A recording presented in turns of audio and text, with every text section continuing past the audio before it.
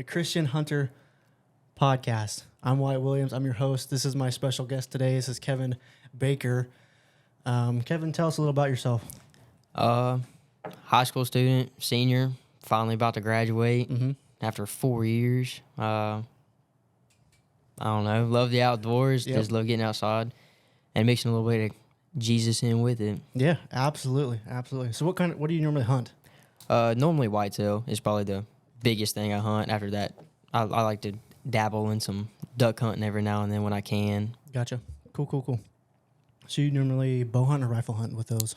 Normally rifle hunt. I'm kind of starting to get into the bow hunting side, but right now it's mostly rifle. Most rifle. What kind of rifle are you shooting? I shoot a 270 Winchester. Cool, that's what I'm running. I'm running a 270 Remington with, I think my grain loadout's like 156 grains. We just changed shells to a high expansion shell. It's like I want to say it's like 140 something. Yeah, that's really weird for deer because I'm used to elk and we don't run a high expansion shell. Well, it just blows a bigger hole, makes them easier to find. Yeah, that's really weird for whitetail because I mean, like, we don't even run that for elk.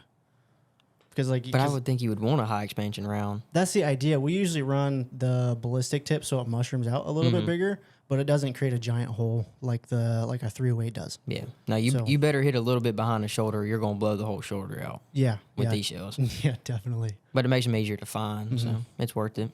Cool. So you're usually hunting for trophy or you're hunting for just for meat? Mostly for meat. I mean, we're in northern Louisiana. We don't exactly just get giants around here. Gotcha. So, I mean, it's obviously you want the biggest one when you can, but it's mostly just for the sport and for the meat. Gotcha. Cool.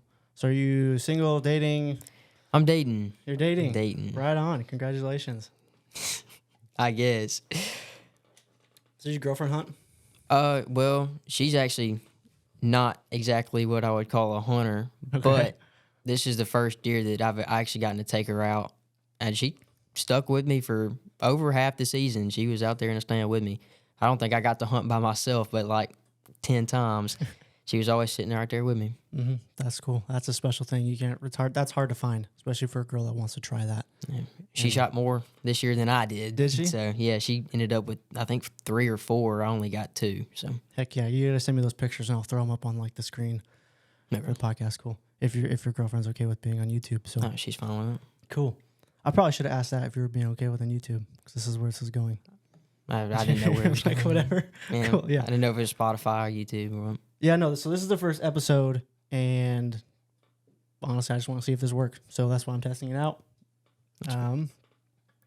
So tell me a little bit about like your relationship with God and Jesus and all that. Like a testimony or just in general? Well, just in general. Like, how did you become saved? I don't know if I'm saying that right. So I actually started going to Wednesday nights my end of junior year. What's a Wednesday night? So our Wednesday night service for the student ministry is you go and you just there's a lot of games at the beginning, so you just kind of loosen up a little bit, and then we ease into like worship and end up going out to like classrooms based off grade and gender, and really just dive in deep with different lessons. And I don't know. We kind of use the groups as like a discipleship type thing, and then we go back down for a larger sermon. Gotcha. Cool. Tell me a little bit about your testimony and I guess how that aligns with hunting. If that aligns with hunting. I don't know if necessarily the testimony itself aligns with hunting. I mean, obviously, being saved and having that part of your life, it does enhance the hunting part, just because you begin to understand more about not only what you see out there, but that you begin to respect the animals kind of in a different way. Not only that they're just wild animals, but they are God's creation and they are here for a reason. Right. And we are too, but No, man, that's super cool. Like every time I take an animal, I've always been told just to, say a prayer of thanks after every time. Like when I took my elk about 2 years ago, because I didn't get a hunt last year for elk because I moved here to Louisiana. Wow, I need to drink some more water apparently. No, but I feel like a bigger part of it's not only just the animals though. It's like that early morning hunt, and you're sitting there and standing, it's pitch black, and the sun finally peeks over those trees, and you really just get to see everything, especially on those just cold mornings, you can see your breath. Everything's got that little, like, kind of dew on it. Everything's shining, and you're just sitting there freezing, but it just looks, it's a view you'll never get anywhere else besides, just going out where nobody else is. Mm-hmm. And it's just kind of cool to see, not only is that I get to see this because I'm hunting, but I get to see this because God created this and allowed me to have the opportunities to come out and see this. Right. Yeah, absolutely. I mean, it's peaceful. It's quiet. I honestly wouldn't trade it for anything. I mean, because you guys are usually doing more tree stand hunting, correct? Yeah, we just sit and wait. Sit and wait. Okay, so I'm used to from living in Idaho. We do a lot more spot and stock. So we go up and with flashlights, we're hiking on the edge of the mountain, just trying to find a good spot to glass, make sure we don't fall down the hill. But yeah, as soon as that sun peaks, especially if we're on the east side of that hill, that sun will peek over, and it's absolutely breathtaking. And I don't know how else to explain it, but what are some of like your guys' traditions that you do at your household? So as far as hunting goes, obviously you get your first deer. Mm-hmm. You're gonna get that blood on your face. Yeah. At least a handful of blood. You got to get some stripes down your face. Gotcha. Get it dripping off your face. So is it like a warrior mark, or is it Simba? No, it's more the warrior. More the warrior. Yeah. Cool. So what I do with like my girlfriend, I just push down on the hole nice and good, got it all up on my hands, and just right there on the side of her face. That's awesome. She hated every minute of it, but I'll bet. you got to do it.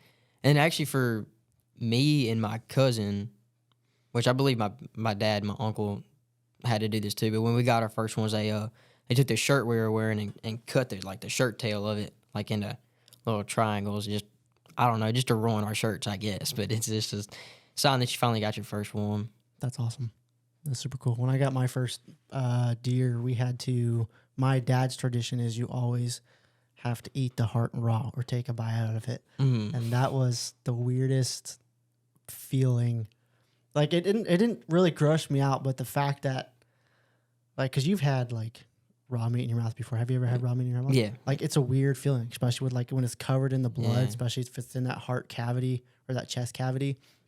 Like it's definitely weird. Was it still warm? Oh yeah, it was still warm. Yeah. I don't know if that makes it better or worse. I mean, it was basically just like a warm piece of sushi. Like that's what it tastes like. But I know you don't like sushi. I don't care for sushi. You don't like sushi. Well, cool, man. 18, going into college or the National Guard? Well, both. Both. Since National Guard is only one weekend out of every month, it allows me to do both this and this and college. Mm-hmm. So even after college, I'll be in for another about 2 years. Gotcha. But it'll let me have that full-time job plus just the guard on the side, a little extra money. A major part of it is connections.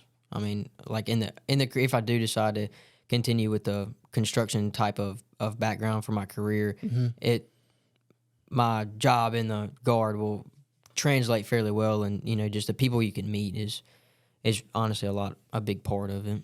Gotcha. That's super cool, man. Well, we're about out of time, so I'm just gonna reach it out to you, just let you have the floor. And the reason why we're doing this is just to let people know that hunting isn't just about hunting. It's about being in God's creation and being in His world and being the Lord of the creatures, as it says in Genesis. And I don't remember the verse because I'm going to get it wrong if I start quoting it. So I'll let you have the floor, man. If you just want to bear your testimony or say whatever comes to your heart, man, go for it. I mean, yeah, the hunting is. I mean, a lot of people try to pin it on just we're trying to get some meat or we're just trying to harm these animals, but it's not that at all. I mean, this is not only an opportunity to you will never see the parts of His creation that a hunter gets to see, whether that's down south, up north, you're in the mountains, or you're in some pine trees. You'll never get to see the things a hunter gets to see without going out there and hunting. I mean, I've seen some incredible things, even just hunting in one spot my entire life. I mean, I've seen animals that most people will never see. I've seen animals act ways that people didn't even know they could act because I've been able to get out there. And I feel like God put them there and made them act this way for a reason, for us to go out there and see them. And I feel like people who just try to put down hunting aren't getting the full aspect of. I probably respect every animal I've ever killed way more than any of them will ever even think to respect that animal. And it's just because I've been out there and I've spent time out there with them, you know, watching them, see how they act just when I'm, you know, when they don't know anybody else is watching. And I just don't think they'll ever get to experience that or understand where we're coming from without going out there and hunting. I mean, God put them here for a reason, and God let us, you know, put us here for a reason too. And, you know, he put them there with the idea of they're going to do their thing, but when we need food and, you know, we can, you know, kill us a deer or kill us an elk, whatever we're hunting. I don't know. I just think they just don't understand in the way that we can understand. And even some Christians think, you know, oh, well, we shouldn't really kill these animals or it's cruel or this or that. But, I mean, I don't know. I feel like they were there for a reason, and God is allowing us to go out and hunt and put us here and let us be in this situation for a reason. Yeah, absolutely. Absolutely. Well, man, I appreciate your time and staying after a little bit so we can get this done. So if you guys have any questions or comments for Kevin, please put them in the comments, and I'll make sure he gets out to them. And then I guess if he wants his social media attached to, okay. So I'll put his social media in the description, and y'all can ask any questions you want for him if he's willing to answer. I'm not sure. I'm not Kevin, so we'll go from there, man. I don't know if I'll be able to answer them, but I'll sure try. Perfect. Right on. Later, y'all.